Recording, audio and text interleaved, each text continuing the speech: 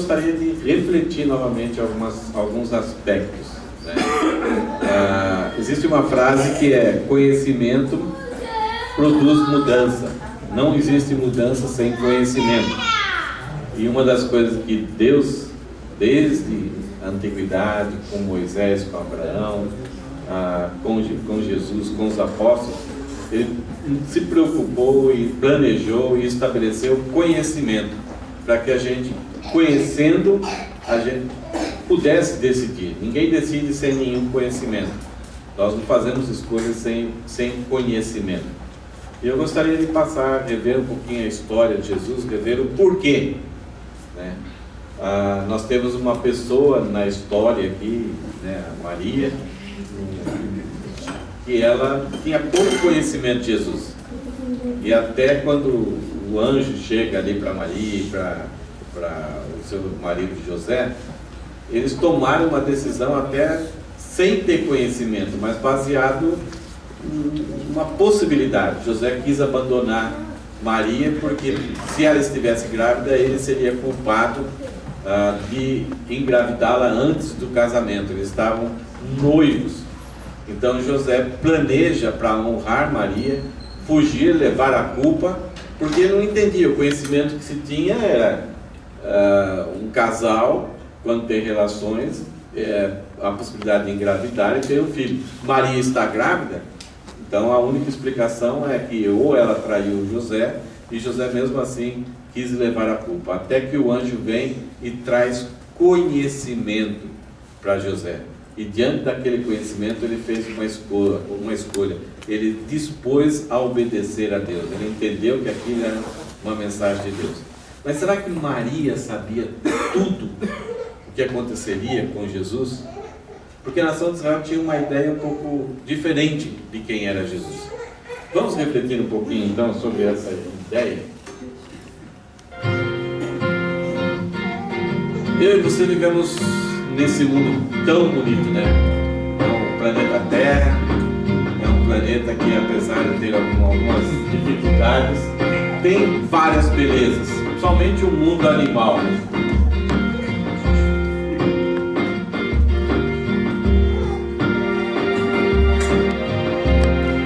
O Japão, ele é privilegiado pelo cuidado que eles dão à natureza. Então tem vários lugares turísticos que você vê o cuidado que eles dão à natureza.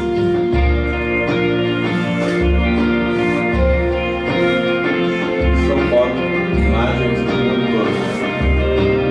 Quanta coisa bonita tem esse mundo.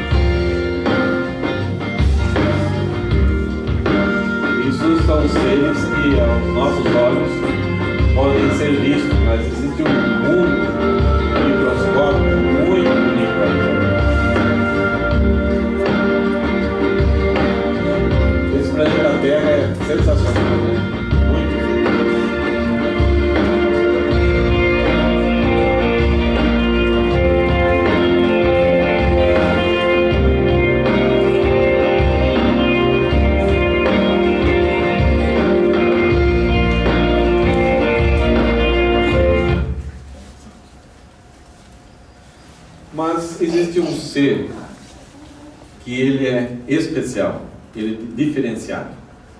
É um ser que consegue fazer uma música, escrever em cima dessa música, para que uma outra pessoa, num outro lugar, consiga tocar a mesma música, conseguir interpretar o que ele escreveu.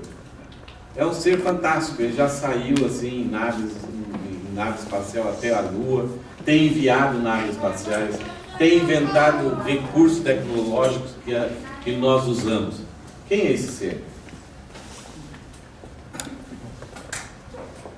consegue ver lá? É? Homem. O homem. Né? No sentido genérico. Né? No sentido que a gente fala a natureza humana, o ser humano, a raça humana. Esse ser tem feito várias coisas, como eu falei, várias invenções, e tem habitado, tem dominado esse planeta. Tem construído cidades, transportes, indústrias, tecnologias para aproveitar os recursos desse planeta, mas também tem feito muita sujeira. Tem buscado facilidades e vive algumas vezes sozinho, outras vezes em comunidades. Aprende sempre, desde pequeno. Vive em relacionamentos, mas também enfrenta muita turbulência, guerras, sofrimentos, tragédias, sofre com a natureza. Esse é o ser humano mais especial desse planeta. E por causa dessa vivência dele, por causa do desejo dele, o ser humano busca paz. Quer viver em paz, faz de tudo, paga muito caro para que haja paz nos relacionamentos, nas famílias, no trabalho. Mas ao contrário de encontrar paz, o homem tem encontrado mais conflitos, mais guerras. Ele também busca o amor, ele quer ser amado e quer também dar tudo de si no relacionamento. Mas ao contrário de encontrar amor, ele tem encontrado mais ódio. Muitas vezes o investimento é tão grande que o que recebe é somente ódio e passa a desenvolver amargura, ódio, tristeza.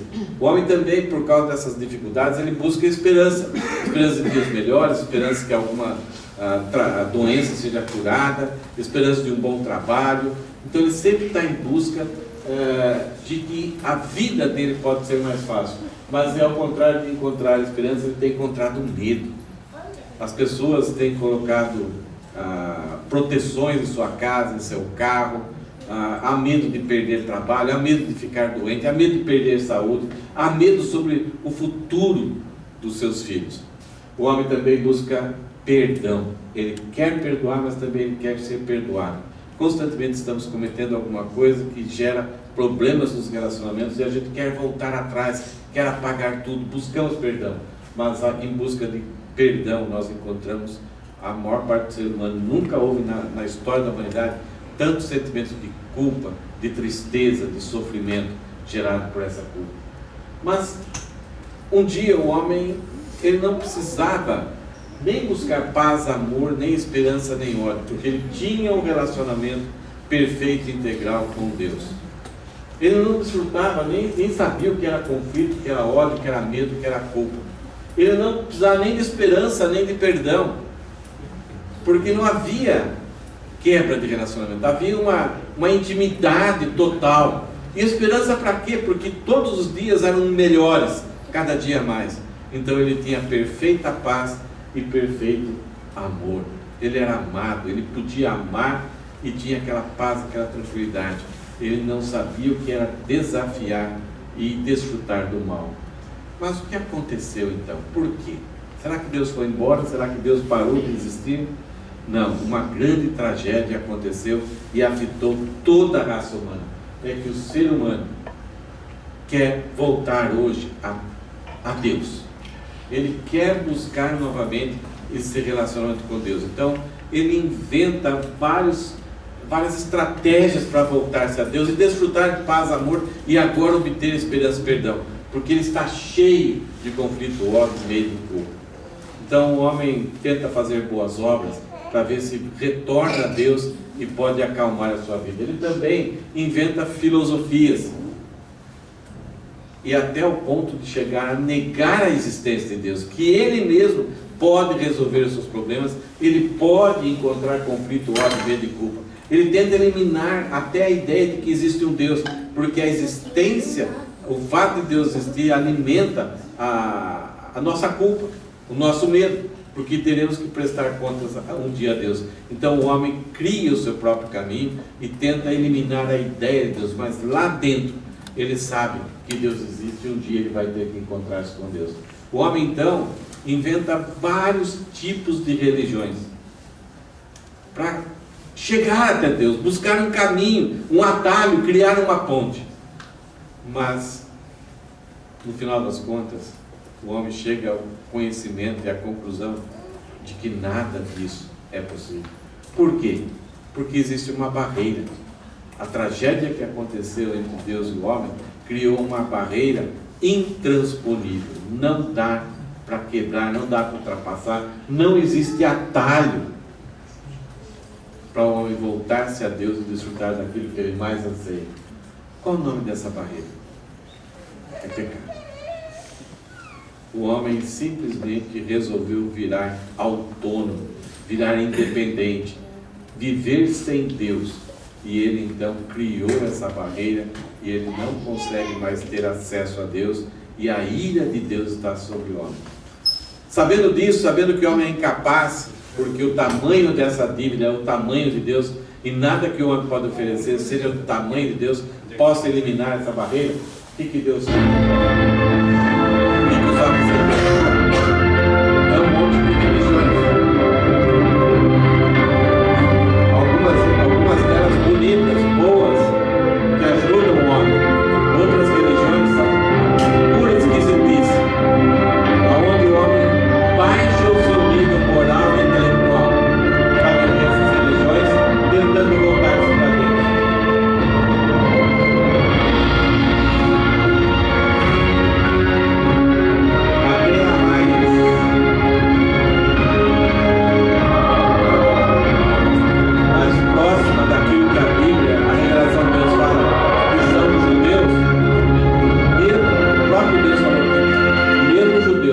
Seguindo todas as suas regras, são incapazes de voltar até Deus.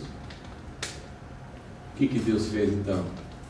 Ele, tendo o homem como seu inimigo, sabendo da incapacidade do homem, agora Deus, cheio de bondade e graça, ele enviou o seu próprio Filho Jesus, o Deus Filho, e ele veio.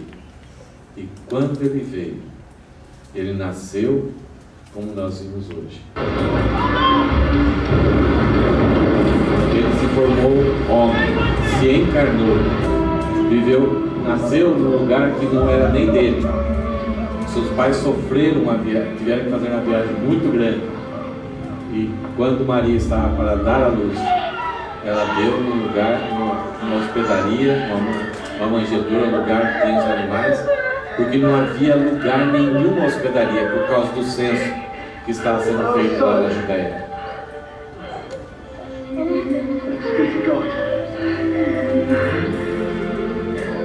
Será que Maria sabia quem é essa criança que estava nascendo? O que essa criança ia passar? O que essa criança faria? O que essa criança enfrentaria? Será que Maria sabia?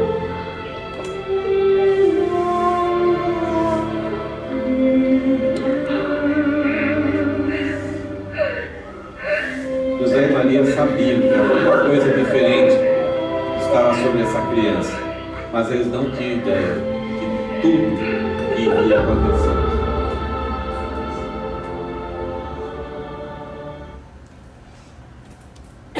Então Jesus veio, nasceu de uma forma até bonitinha, bem simplória, a gente romantiza aquele nascimento de Jesus, mas foi um nascimento muito difícil. E Jesus então veio para um propósito: provar que era Deus, provar que era homem e enfrentar a cruz. Em Jesus colocaram então os pregos nas suas mãos, nos seus pés, ele derramou o seu sangue por nós. Colocaram também uma coroa, insultando ele, dizendo que ele era rei. Não coroaram Jesus de forma correta, mas insultaram ele, zombaram dele. Agora, Jesus tinha todo o poder. Ele provou multiplicando os pães, curando. Ele provou a sua divindade andando sobre as águas. Então, por que simples pregos? Eram pregos grandes, mas por que esses simples pregos seguraram Jesus ali na cruz? Será que ele não tinha poder para retomar a sua vida e destruir todos aqueles inimigos, tanto as autoridades judaicas como os romanos? Então, por que ele ficou ali na cruz? Ele ficou ali na cruz simplesmente porque ele nasceu, se encarnou para morrer na cruz, para remir, para criar um caminho de volta para que nós pudéssemos voltar a Deus. Então ele morreu ali na cruz, amando, por amor a mim e a você. Vamos ver como isso aconteceu?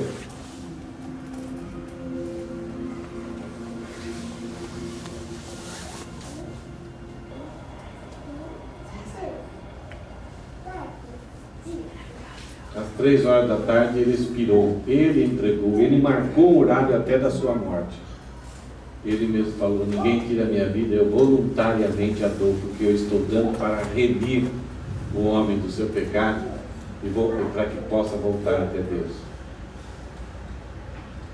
E quando ele dá a sua vida no templo havia um véu, e esse véu foi rasgado, dando a ideia de que agora o homem pode chegar até Deus. Verificaram se realmente ele tinha morrido, e saiu água e sangue. Ele deu todo o seu sangue, ele deu a sua vida.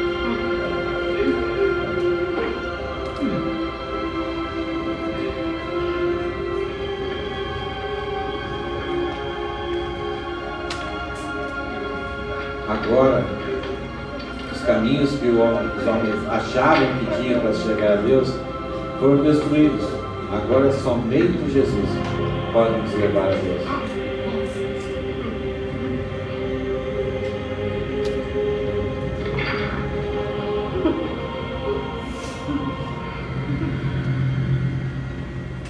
Ele morreu, mas ele foi sepultado como rei. Tiraram da cruz e o sepultaram como rei.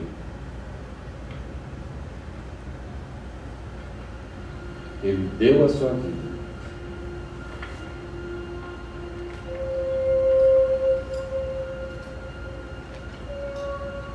José de Arimateia e Nicodemos vão pedir o corpo de Jesus para ser enterrado com os rituais de um rei judeu. Os homens foram instrumentos para tirar a vida de Jesus, mas Deus Pai não deixou que o corpo de Jesus fosse profanado. E como rei ele foi sepultado. Um dia trágico para a humanidade, triste, mas um dia onde a morte, o diabo e o pecado foram derrotados. Foi o dia da vitória, onde Deus então pôde eliminar a barreira do pecado entre o homem e Deus. Somente Jesus podia fazer isso, ninguém mais. Nem filosofias, nem religiões, nem ideologias, nada, a não ser o próprio Jesus, o Deus Filho.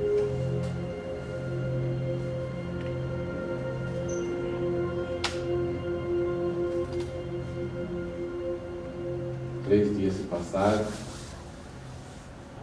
e Jesus, com o seu poder,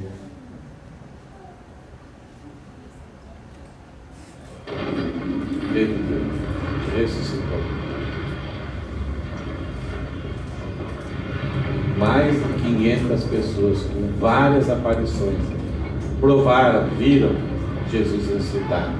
Deram a sua vida pelo fato de serem testemunhas vivas de terem visto Jesus ressuscitar. Jesus não somente ressuscitou no coração das pessoas, eles não tiveram um ânimo, não, ele ressuscitou fisicamente, tocaram o corpo de Jesus.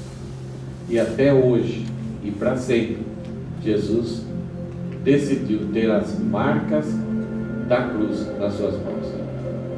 Quando os discípulos abriram o túmulo, encontraram os panos, os lençóis dobrados. Isso era um costume judaico. E numa refeição, quando o dono da casa deixava o lenço dobrado, significava que ele ia voltar novamente. Ele ia continuar a sua refeição. E Jesus deu um sinal para os discípulos: eu vou voltar, da mesma forma que eu ressuscitei. E Jesus é o único na eternidade que terá as suas mãos e os seus pés. É um símbolo da vitória, não de derrota. Jesus então sofreu, pagou o preço do pecado, e Ele vai voltar. Ele deixou todas as evidências, todos os sinais, da mesma forma, não somente no coração, na mente, mas fisicamente, todo olho verá, e Ele vai reinar para sempre. E quando Ele voltar, Ele vai dividir a humanidade. Hoje em dia a sociedade está se autodividindo em vários grupos, em comunidades, em coletivos. Então, mais rico, mais pobre, branco, negros, asiáticos, estudados, não estudados, em gêneros. Mas Jesus Cristo, quando voltar, vai dividir a humanidade somente em dois grupos. E Ele disse a respeito disso, que Ele vai voltar a encontrar dois corações. É o que Jesus vai encontrar. Ele vai dividir a humanidade em dois corações. E somente Ele pode sondar. Nós podemos criar uma aparência, coreografar espiritualidade, mas Jesus, Ele não olha o exterior, não olha a poupança, os recursos que nós temos, onde moramos, o conhecimento, o status, a fama. Ele olha o coração. E Ele vai verificar duas coisas. Primeiro, quem reina no coração, se é Ele ou não.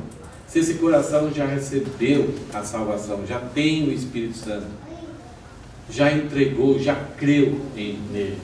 E o outro coração é aquele grupo de pessoas que dizem: eu não quero saber de Deus, Deus não existe para mim, eu sou mais eu, comigo ninguém pode, eu sou suficiente, eu sou o dono da minha vida e ninguém se mete, ninguém bota o nariz na minha vida. Então Jesus Cristo vai voltar e vai encontrar esses dois grupos, somente esses dois, não tem um terceiro, não tem um quarto. É se Jesus está governando, é o Senhor da vida, ou se ainda a pessoa ainda é o seu Senhor, ela que domina, ela não se rendeu a Cristo. A tristeza disso, e também a alegria, é que Jesus falou que quando Ele voltar, esse grupo, onde Jesus Cristo reina no coração, através de Jesus, terá acesso ao Pai. Então, consequentemente, terá paz, amor e total esperança e pleno perdão. Agora, e outro grupo, de forma muito trágica, né? Isso Jesus Cristo falou mais do que o próprio céu, a presença de Deus. Jesus Cristo falou que esse grupo de pessoas vai enfrentar uma condenação eterna. Vão receber aquilo que querem, a ausência de Deus, a condenação. Não querem ser ajudados por Deus.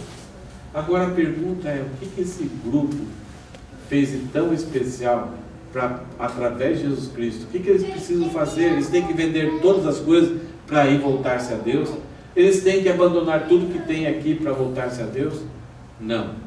Eles só precisam, através da graça e a fé, se encontrarem, serem reconciliados com Deus. Somente isso. É uma coisa tão fácil que se torna tão difícil, por causa do nosso orgulho, por causa da nossa soberba, porque achamos que somos mais importantes que Deus. Ou negamos, ou achamos que podemos produzir os méritos para voltarmos para Deus. Mas nós já vimos que não dá. Então Deus, com o seu amor, com a sua bondade, somente pela graça e pela fé nos méritos de Jesus, é que podemos ser reconciliados com Deus. Esse é um conhecimento que todos nós precisamos saber. Esse é o conhecimento que a Bíblia proclama desde o princípio até o fim. E essa verdade não vai ser alterada, porque ela foi revelada por Deus. Nós somente estamos pregando de forma fiel e honesta aquilo que Deus quer que você saiba. Talvez esse versículo resuma tudo. Você sabe de cor esse versículo, João 3,16.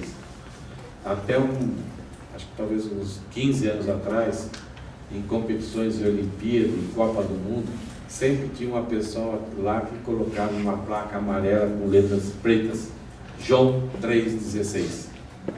Foi proibido. Então não se pode mais fazer isso. Tem as razões, porque muita gente queria fazer protestos, alguma coisa assim, mas somente João 3,16, é somente aquilo que você e eu precisamos saber. É o resumo daquilo que nós falamos. Porque Deus amou. Ele odiava. A ira dele estava sobre nós porque fomos rebeldes. Mas mesmo nós sendo rebeldes, sendo inimigo deles, ele nos amou, o mundo, toda a humanidade, a tal modo, de tal maneira, nós não temos dimensão desse amor, que deu o seu Filho, o único Filho que ele tinha, que era o próprio Deus, Deus Filho. Foi o plano da Trindade que Jesus encarnasse. O Espírito Santo participou. O Pai 3 vezes, enquanto Jesus estava aqui, abriu os céus e testemunhou: eis aí o meu Filho amado, em quem eu tenho muito prazer. Por quê? Jesus Cristo veio para fazer essa obra, não somente para viver uma experiência aqui conosco, mas ele veio em obediência ao Pai. Tudo que ele fez agradou ao Pai, para que ele enfrentasse a cruz e criasse caminho, pudesse justificar o homem. Porque Deus amou o mundo de tal maneira que deu o seu Filho unigênito, para que todo o que nele crê, não depende disso, pela fé, todo o que nele crê não pereça, mas tenha vida eterna. Porque Deus enviou o seu Filho ao mundo não para que condenasse o mundo, mas para que o mundo fosse salvo por ele. Todos serão salvos? Não. Deus vai obedecer. Não é correto que nós falarmos isso. Deus vai atender o que o homem deseja. Se você quer ser salvo, Deus então te justifica e se reconcilia com ele. Mas se você não quer, então você vai continuar nos seus pecados e está sob a ira de Deus e enfrentará a condenação eterna. Esse é um conhecimento que todos nós precisamos saber.